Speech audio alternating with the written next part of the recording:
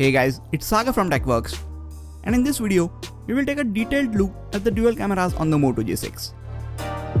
This phone again has a unique looking camera module, and I like that Motorola puts some time and efforts in designing it. Of the two cameras, the primary camera has a 12 megapixel sensor with f1.8 aperture, and the secondary camera has a 5 megapixel sensor with f2.2 aperture.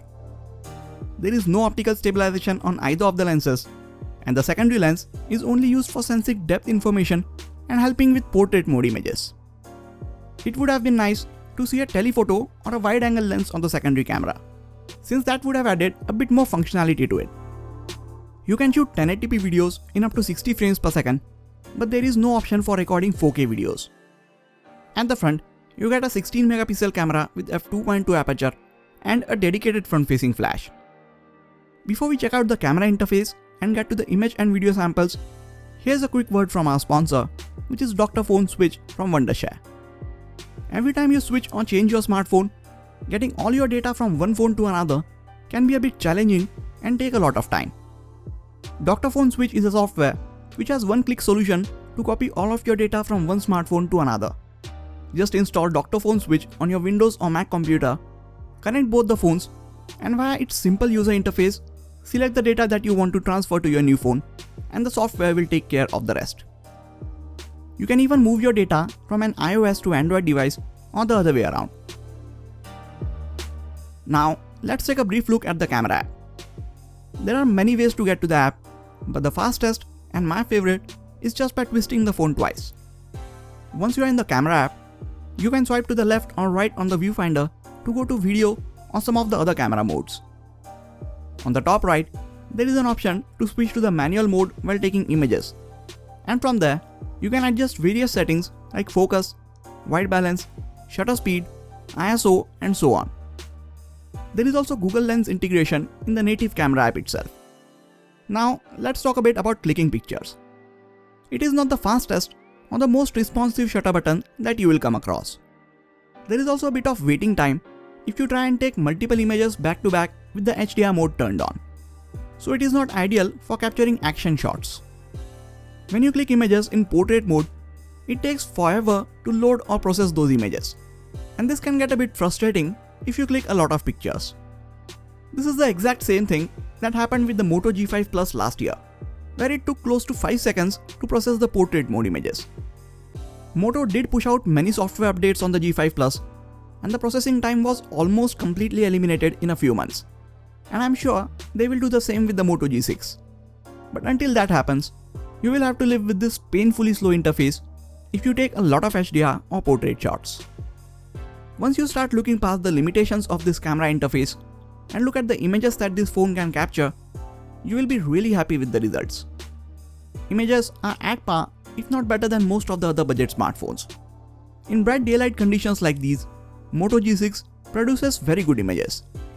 There are plenty of details and the daylight images are pretty sharp. But you will start seeing some noise if you zoom into these images. Colors and white balance are accurately represented in almost all lighting conditions, as you can see here in these images. Contrast is also very good, but the dynamic range in auto mode is pretty average. You can turn the HDR mode on and all of the resulting images are way above average. Dynamic range in the HDR mode is greatly improved, as you can clearly see in these images. The amount of noise goes down and the images appear to be sharper and even more vibrant. Just look at the amount of details that the HDR mode brought back in this particular shot. I would suggest you guys to leave the HDR mode on in daylight conditions, as it results in more pleasing images with lot less noise. Here is a quick test of the focusing speed of this camera. As you can see, it is very quick at switching the focus from near to far objects. The minimum focusing distance of this camera is not the best, so you have to keep some distance between you and the object. But the close-up and macro shots that you end up with look really good. The subject that you want to focus on is very sharp, and the background is blurred out very nicely thanks to the wide f1.8 aperture on the primary camera. Shooting portrait mode images takes some time and you have to be a bit patient with it. But the wait is actually worthwhile. Just look at how amazing the images turned out. It does an amazing job of separating the subject from the background. Like with most smartphones, it struggles a bit with hair, but still manages to get it right most of the times. You can adjust the amount of blur while clicking or even after you have clicked the image. These images might not be as sharp as normal images, but the colors and white balance is accurate. It captures portrait mode images of objects in incredible detail. It does so well in these situations that sometimes it's hard to believe that these images came from a budget smartphone. It again does a good job of detecting the edges and separating the subject from the background. Now this image has a white object placed in front of a white background, but it still did a good job. There are few other modes like spot color, where you can tap on a particular color on the viewfinder and all of the other colors are turned to black and white. I don't see myself using this a lot, but it is still good to have these extra features around. Now as the light starts to go down, we see some noise creeping into these images. This is true with any situation where there is less than adequate light. It does do better than some of the competing smartphones in this price range, but you guys will have to wait for my comparison videos to find out how much better or worse it is compared to some of the other phones. Thanks to the wide f1.8 aperture, it captures lot of light and the images look good. But you can also see lot of noise in the darker parts of the images if you zoom in. Turning on HDR mode in these conditions will also help reduce some noise, but you will have to be very steady while taking these shots. You will not find a lot of details in any of the low light images, but at the same time, these images are not at all bad. The 16 megapixel front facing camera on the G6 captures adequately sharp selfies. It adds a bit of sharpening in processing, but the overall images look good and they are filled with details. Skin tones are also accurate in almost all lighting conditions. You don't get portrait mode on this front facing camera, which is a bit disappointing since almost all of the competing devices offer this feature. It manages to take good looking but a bit softer images in lower light. And if it's very dark, you can use the front facing flash to add more light to your selfies. Snapdragon 450 means the Moto G6 is limited to shooting 1080p videos. You do get to capture 1080p videos in 60 frames per second, but these videos are without any stabilization and they are not of very high bitrate.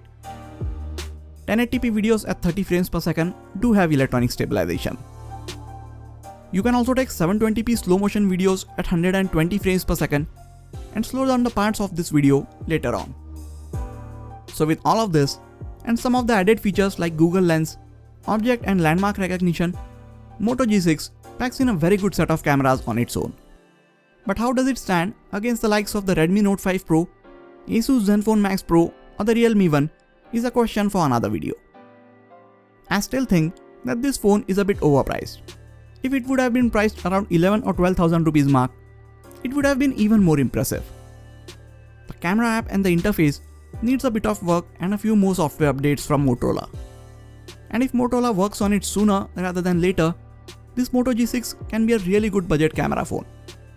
I really like the images that it can take, colors it produces, and the dynamic range that it offers in the HDR mode. Only things that I am not liking is the slow camera interface and the slow processing of the HDR and Portrait mode images. And I really wish Moto fixes these issues really soon. So these have been my thoughts about the dual cameras on the Moto G6. What do you guys think about its cameras? Let me know in the comments. If you are planning to get this phone, please get it from the links in the description section. It helps the channel out at no extra cost to you. That is it for this video guys. Please hit the like button if you enjoyed this video and subscribe to the channel for more quality tech videos like this. You can also check out some of the other videos from this channel. This has been Sagar and I'll catch you guys in the next video. Take care.